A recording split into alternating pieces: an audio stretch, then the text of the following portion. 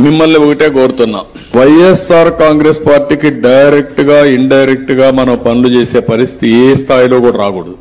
నారా చంద్రబాబు నాయుడు అనే నేను ఆంధ్రప్రదేశ్ రాష్ట్ర ముఖ్యమంత్రిగా భయం గాని, పక్షపాతం గాని, రాగద్వేషాలు గాని లేకుండా రాజ్యాంగాన్ని,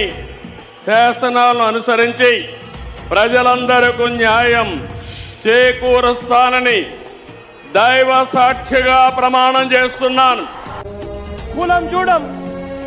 మతం చూడం, ప్రాంతం చూడం, వర్గం చూడం, రాజకీయాలు చూడం,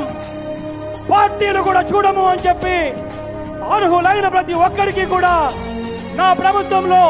వాళ్ళందరూ కూడా నా వాళ్ళే అని చెప్పి నేను భావిస్తాను అని చెప్పి మరొకసారి మీ అందరికీ కూడా హామీ ఇస్తూ